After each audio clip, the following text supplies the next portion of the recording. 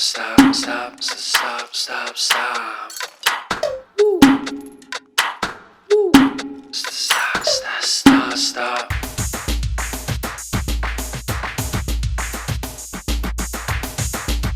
On est content puisque c'est un travail qu'on a abattu, c'est un travail de dire labeur et quand on arrive à la fin, on ne peut que être content. Donc, voilà. Alors en fait, notre thèse, nous avons en fait pour la première fois en République démocratique du Congo identifié pour les microbes qui sont à la base de la maladie parodontale chez nous. Nous avons déterminé comment ces microbes-là se présentent, quel est leur profil.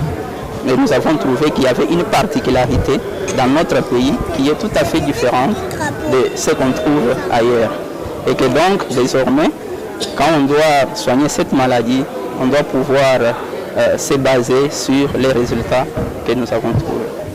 L'objectif, c'était de voir quels sont les aspects, surtout sur le plan bactériologique et puis sur le plan clinique de cette maladie, dans notre contexte, dans le contexte de notre pays.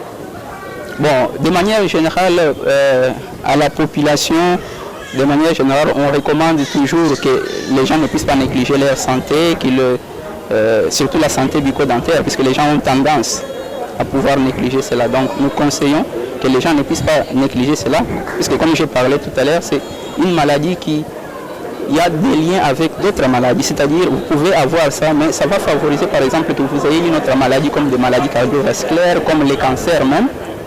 Alors, si vous négligez ça, vous risquez d'arriver à d'autres problèmes. Donc c'est une maladie qu'il ne faut pas négliger. Il faut vraiment tenir compte de ça et consulter régulièrement les praticiens, donc les médecins dentistes, qui eux connaissent comment prendre cette... Bon, dans la thèse, en fait, on n'a pas... dans l'étude, on a exclu les femmes enceintes. On a exclu les femmes enceintes parce que quand on est enceinte, bon, il y a des changements qui se passent dans le corps. Et donc, comme on devait savoir qui a la maladie exactement, alors quand on doit mesurer la maladie chez la femme enceinte, ça poserait des problèmes. On pourrait avoir des résultats qui ne sont pas corrects liés au fait que pendant la période où elles sont enceintes, il y a des hormones qui amènent des changements au niveau des tissus gingival au niveau de la bouche et ces changements pouvaient perturber la façon donc de mener notre étude. Donc c'est ainsi qu'on les a en fait exclus de l'étude. Mais ce que je peux dire, peut-être pour conseil pour les femmes enceintes, c'est qu'elles doivent régulièrement, pendant la période où elles sont enceintes, consulter les médecins dentistes puisque pendant cette période-là, les maladies parodontales sont généralement fréquentes chez ces femmes. Je suis vraiment ravie, très contente. C'est un travail de longue haleine, donc il y a eu beaucoup de problèmes, mais à la fin, Dieu nous a fait triompher. Je suis vraiment très, très reconnaissant vers ce Dieu-là qui nous a fait triompher. Bon, une ligne à suivre, c'est de lui demander de, comment dire, garder le cap. Ça veut dire quoi? Eh bien, un scientifique, c'est celui qui, parce que nous avons, à l'université, nous avons une triple mission. Il y a la mission donc de former. Donc il entre dans la catégorie de ceux qui vont former les autres. Il y est déjà parce qu'il est chef de travaux, mais cette fois-ci c'est en plein pied dans la profession, donc il aura à continuer à former la jeunesse congolaise et autres.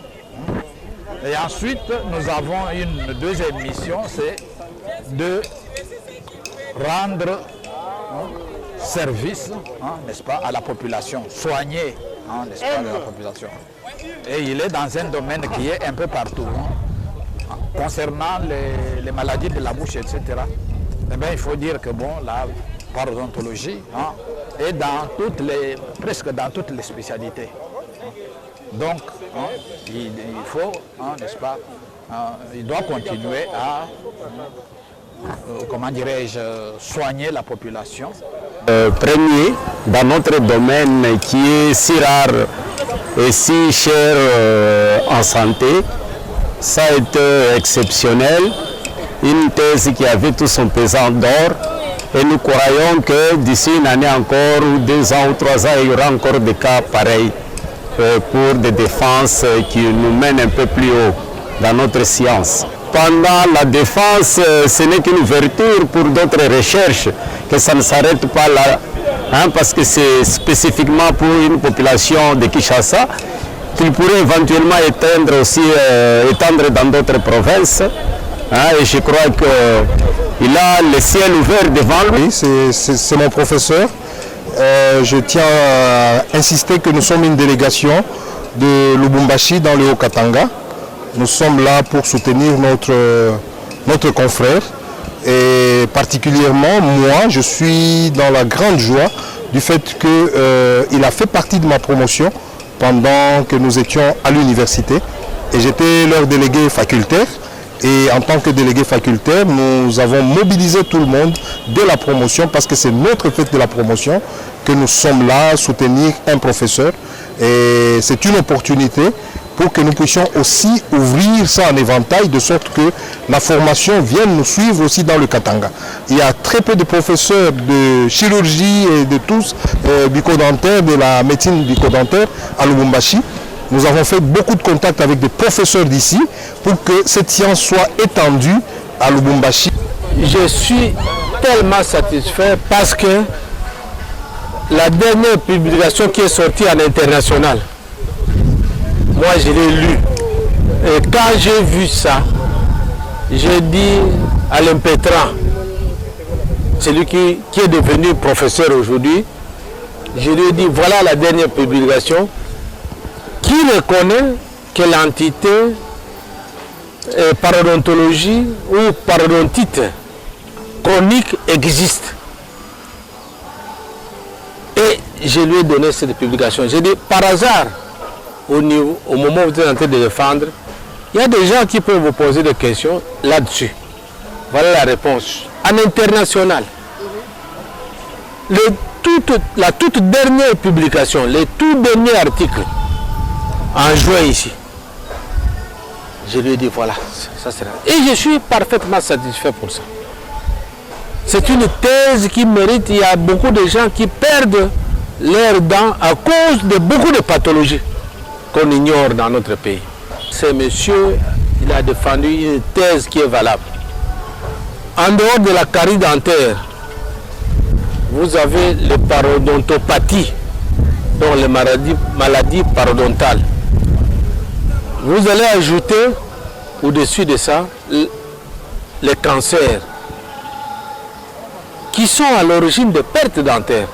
Champ d'action, l'infectiologie dans les secteurs parodontaux. Nous sommes très contents, nous pensons que ce diplôme va ouvrir certaines portes, surtout pour la jeunesse qui arrive et qui pense demain après-demain embrasser ou entamer le même chemin. C'était une thèse, je dirais, rocambolesque et formidable même. Une thèse qui a démontré pour la première fois quelles sont les bactéries parodontogènes que nous retrouvons dans le milieu congolais. Et ça, c'est pour une première fois dans le monde.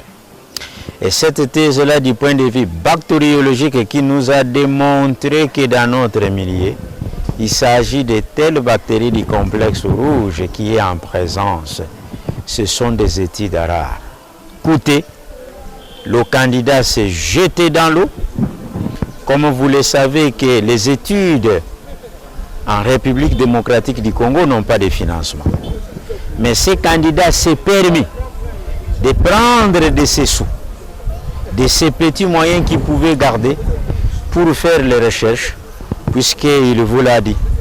Les échantillons ont été envoyés en France pour les analyses de PCR. Et donc les résultats de cette étude est tellement fiable et cohérent avec la physiopathologie de la maladie que nous avons été complètement satisfaits et que la population peut bénéficier d'une meilleure prise en charge puisqu'à l'heure actuelle, nous connaissons, quand on parle de parodontopathie en République démocratique du Congo, quels sont des germes qui sont en présence.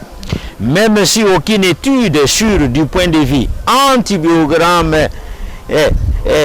n'a pas été faite, mais néanmoins, se servant avec les études dans la littérature, nous savons en présence de ces germes quelle est l'antibiothérapie adaptée qu'il faut. En attendant les études qui sont les nôtres pour confirmer l'antibiogramme, nous pouvons déjà nous servir avec ces résultats et proposer des pistes de solutions en termes de prise en charge pour les patients congolais. Et ça, c'est formidable, c'est fondamental, puisque le reste des études n'ont parlé que des fréquences, mais dans cette fréquence-là, qui était l'élément qui déclenchait, ça, on ne nous a pas dit.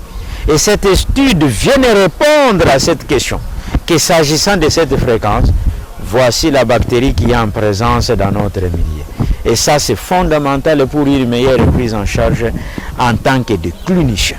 Voilà ce que nous pouvons retenir de cette étude. Et donc, j'ai été satisfait complètement, à tout point de vue. Je voudrais remercier le chercheur, le scientifique Dr M. Kalara, qui a toujours été humble de l'être encore davantage. Maintenant qu'il est devenu à la cour des grands où nous sommes, il doit davantage encore bosser dur, ça c'est un, et de deux, il a une mission de former tant d'autres qui deviendront semblables à lui. Et c'est cette mission-là que je lui demande de l'accomplir. Que, comme le disaient les Saintes Écritures, je ne suis pas venu pour être servi, mais pour servir